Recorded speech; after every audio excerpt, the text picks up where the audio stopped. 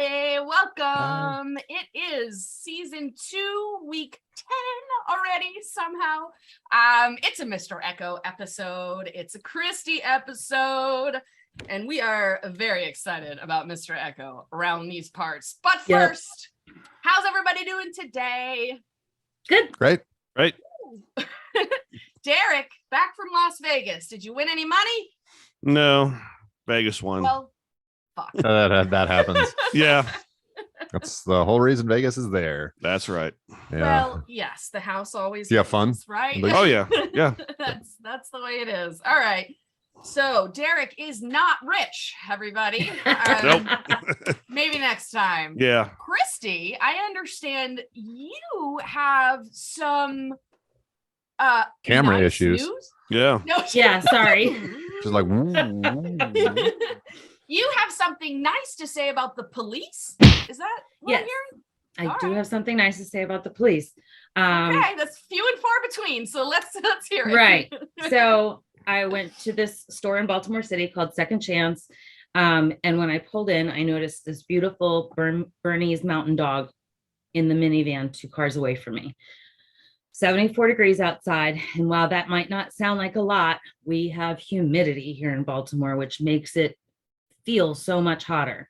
So I noted the time and I went into the store and I came back out like 20-25 minutes later and the dog was still there. And I was so hoping that he would be gone, but the dog was still there. So I called the police and this Officer James, got there very quickly. He's a nicer person than I am because he went inside and told the employees to go around asking all the customers if it was their dog. Yeah. So while we're waiting for the dog's owner to come out, he said that he had just picked up another critter and he showed me, he opened the passenger door to his car and on the floor, there was a little tortoise. So It's random. Okay. Wow. yeah, he's like, it was in the street near the bus station. So he's probably going to take it to, Oh, Barks it is escaped the somebody's local- house, probably. yeah. Yeah. So he said it was so scared when he picked it up that it peed all over the place. So anyway, this nasty woman comes outside and she's like, well, what are the rules? You know, like what temperature is it out here? I was like, it's 74 degrees and humid. She's like, well, what are the rules? I'm like, the rules are you don't leave your dog in the car without AC running. And she was just being real bitchy about it. And I was like, why don't you sit in that car for 5 minutes with a fur coat on and we'll see how long you last. So the officer finally was like, I'm done. I'm calling animal control. And he had her blocked in. So he called animal control. And I was like, Wow. I'm just going to fight with this woman if I stay any longer. So I decided to leave. I wished the officer a lovely day. And as I was driving away, I mentioned that her vehicle registration was 3 years expired. So she gave me a look of death and I Gotcha, smiled and bitch. waved. Wow. Yeah. So dog owners, The story PSA, ended well, but don't leave your fucking dogs in the car when it's warm out. Your unregistered I'm car. actually going to tell Yeah. you, Yeah. the humidity it doesn't even matter. Any heat, any temperature, the inside of a car will get very hot. And it's wild that it happened to be a Bernese because that was one of the saddest cases I've ever seen working in the ER. I had a Bernese mountain dog come in overheated from being in a car. It did die. It was not even 80 degrees out on that day. So it was like roughly the same as what you had. And when the dog came in, its internal temperature was 106 degrees. Jesus. Wow. And it could not survive that no matter what we did. And so, yeah, that's people. I'm going to go off on a tangent and I don't need to do that. So Right. How about a joke? Yay. Yay. This is coincidentally a joke about getting arrested, which I had picked before you had your cop story. So here we go. Why did the photograph get arrested? Public Why? exposure. Because it was framed. Oh. Oh my god. All right. Yeah. I think my exposure thing would have worked. Yeah. As well. It's not That as would work. funny, but it worked. That would work too. All right, I have a quick picture for you guys right here. Last week we talked about steel guitar, and Ben had said that he had his grandpa's. There it is, in case you guys were wondering what that actually looked like. Ben, you want to tell us how you play that? Poorly. Poorly. Yeah, well. I'm not very good at it. I mean, it's a very different instrument from playing like a guitar or even playing slide, because you play with picks on each of your fingers, and you play with a slide, and there's a lot of strings, and it's just there's a lot of muting with your hand and stuff. So it's like I'm a decent bassist, I'm a good guitarist, and I can put those two things together and sort of like I can kind of fake it with that thing, but it's not something that I can get on and just start flying around. And when I play it, it doesn't sound like people who actually play steel guitars. You're no country star, is what. Correct. Yeah, Okay. or Hawaiian music or any of the kind of things where you normally hear that, but no. Alrighty, so last week, the fun fact was about black horses, but there was something else in the episode worth talking about, because here on Lost in My 40s, we enjoy talking about the literature that is part of Lost. It's always important, a little to the plot. So last week, Lord of the Flies was mentioned. Let's talk about that for a second. Lord of the Flies. Actually, have you guys read it? Yes. Did you have to like read it in high school? In I high did school, not. yes. High school? I was supposed to read it in high school.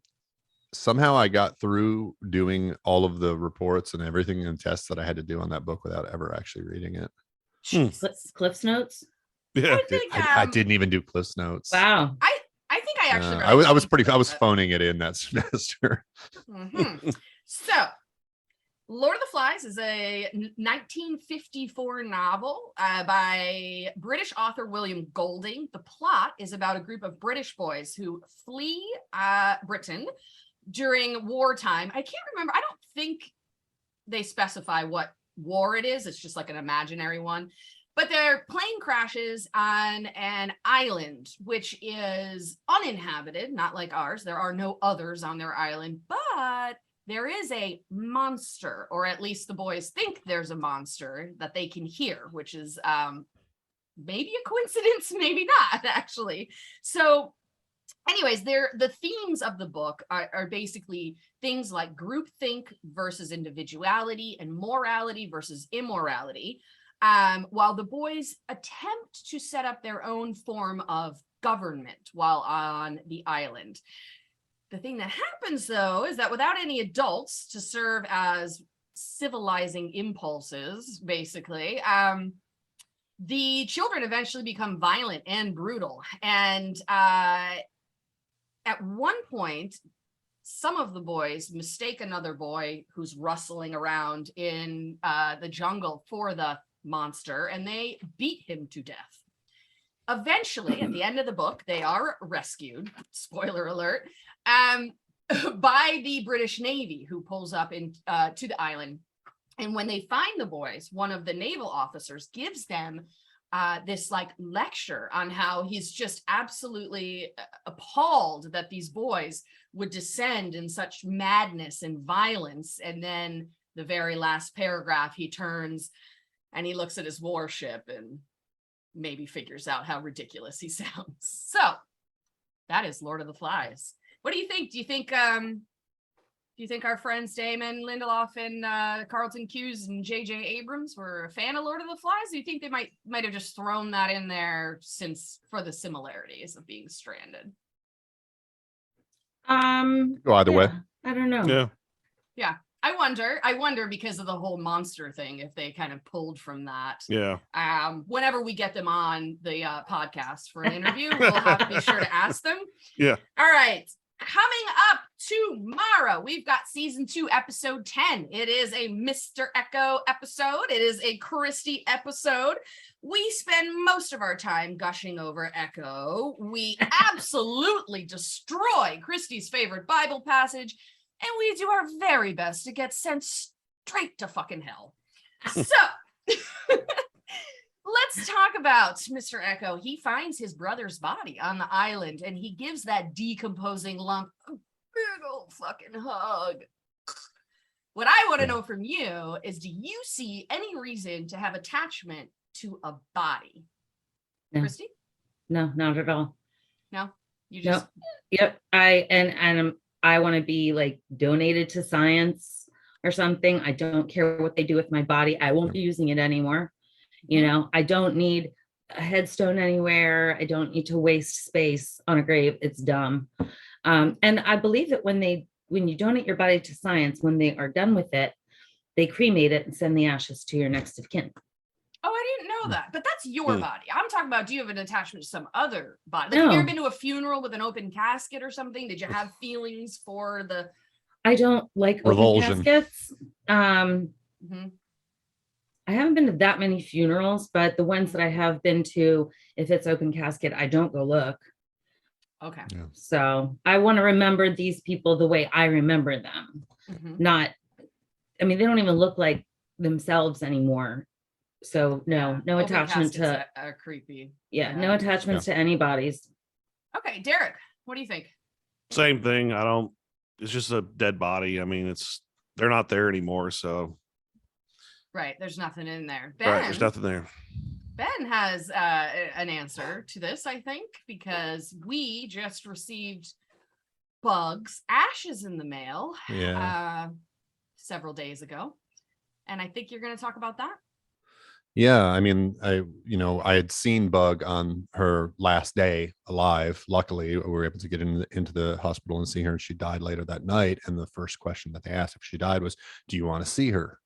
I was like, "No, that's not her. It's just rotting meat at this point." Right. They were going to let us come in and see the body before they tossed her in the freezer. It's like, I don't want to remember that. Right. I'm good remembering, like, she was sick. She was not in a good place. She was alive. And that was hard enough.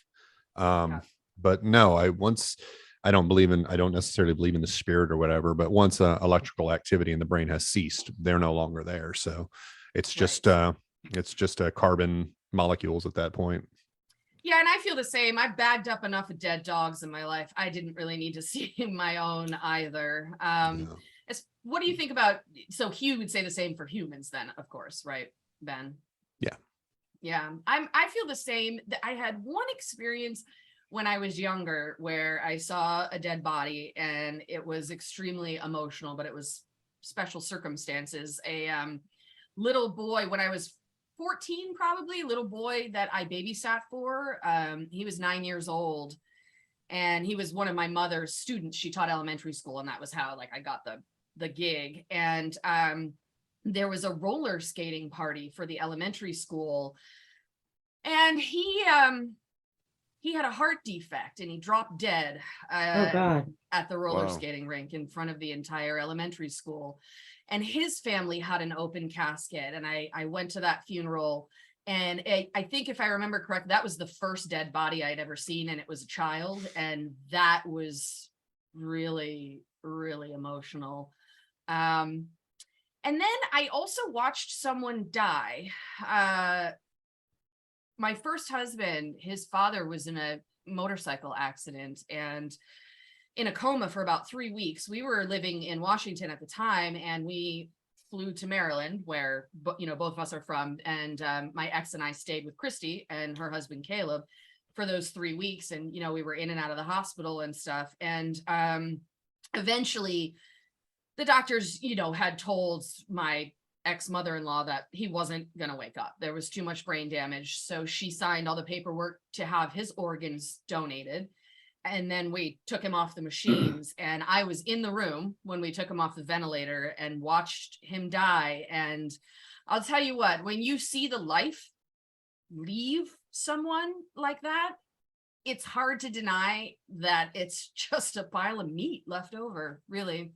It just was, I mean, he was in a coma, so he was kind of half gone. It's not like he was talking to us or anything, but it's hard to explain if you've never seen that. But once it was over, it was just like, wow. There's a stillness that doesn't seem natural. Yeah. When you look at somebody, there's like your eyes or whatever, you pick up on even the smallest little variations in skin and stuff like that. And when somebody's gone, it's almost like looking at clay. It's just like, it's eerie. Yeah.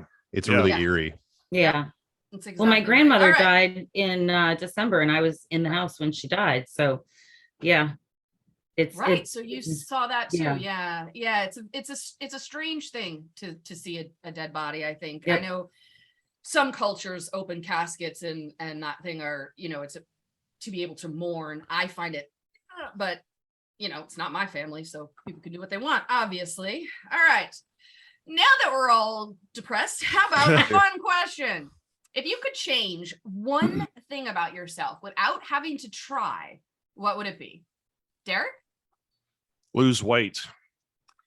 Yeah, that's a good one. So I used to be skinny my whole life, until about maybe 35. And we were both like that. We were both like bean poles. Yeah, and I could eat anything I wanted, never had to exercise or diet or anything. But that's pretty common with men, especially tall ones, that they're like bean poles until they hit close to middle age. Yeah, my metabolism must have slowed down. So yeah, if I could just go back to that without trying. Mm-hmm. Christy? Yeah, exactly the same thing. I mean, is it? I wondered if you were going to say you'd like to have MS go away. Oh yeah, that'd be cool. She's like, multiple sclerosis. It just MS didn't occur to me. I am walking 3 miles every morning, like 5 days a week. So I am trying, but yeah, it'd be nice if it would just go away right now. Yeah, I bet. Yeah. All right. So for me, I thought about weight. I'm not overweight currently, but I do yo-yo because I'm addicted to pastries. But I'm actually going to go with the thing that has been an issue for me. It's been an insecurity my entire fucking life. And that is my giant chunky calves. I have ridiculously large calves for the size of my body. I hate them. It took me until my 30s before I would wear short skirts and shorts, just because I was so embarrassed with my legs my whole life. I was a dancer when I was younger, and I used to get teased by all the other ballerinas who were stick skinny, and I had giant fat ass legs. And yeah, that would be it. If I could snap my finger and get skinny little calves, I'd totally do that. See, I don't see your calves as being huge. I see your calves and I think that you're strong. Yeah, I know, I get that a lot. I know women who not only are their calves big, but they've also got the cankle thing happening. Yeah, I don't Yeah, the cank. Their legs look like little right triangles. No, I do. Yep. I do have actual ankles. Yeah, yes. and to be fair, like I've gotten compliments on my legs. Like a lot of people say, like what you're saying, Christy, or people like, "Damn, girl, where you get those legs? You work out?" And I'm like, "Oh yeah, that's it. I look that's it." Yeah. But I think what it was is it was the trauma of being a child and being a ballerina and not looking like all the other girls that it just stuck with me for a really long time. So yeah, those body image issues happen when we're real young. Yeah, maybe I'll find a picture of my calves and pop it up here so you guys can judge for yourself. Send me an email about how my calves are nice or gross. Either way. Ben, what about you? I wish my dick were smaller. It's a curse. Right. Yeah. When I took a sip of coffee, I'm gonna fucking die. Oh my god. No, I would say I wish it was smaller. if it was if I was talking like a physical thing. No, it can be anything. We all. No, I know, but I would say like if it was a physical thing, I wish I didn't have psoriatic arthritis. Yeah. For anything else, I would think that probably the thing that I wish I could change about myself would be my my short temper. Oh, see, keep the dick, get rid of the temper. I'm on board. All right, guys. Couple things. So, several weeks ago, I chastised the entire country of India because they had dropped from our number 2 listeners down to number 4 underneath UK and Italy. And guess what? I don't think they liked it because they're back in number 2. Nice. So thanks, India. Welcome back. We're glad to have you in second place again. And one more very special announcement. The 3 of you don't know, but this week we hit 7,000 downloads. That's awesome. Cool. That's really, really cool. Wait till we hit 10,000. We'll have like a champagne toast on here or something. All right. Cheap champagne though. Yeah. Okay. Champagne is good. I mean, it might give you a headache, but anyways, tomorrow we're back. Season 2, episode 10. It's Mr. Echo. It's Christy. We spend all our time gushing over Echo. We destroy Christy's favorite Bible passage and do our best to go straight to fucking hell. Back next week, Tuesday, July 17th, 19th. July 19th. We'll be back with some Jack action tomorrow. It's Mr. Echo. We'll see you then. Bye.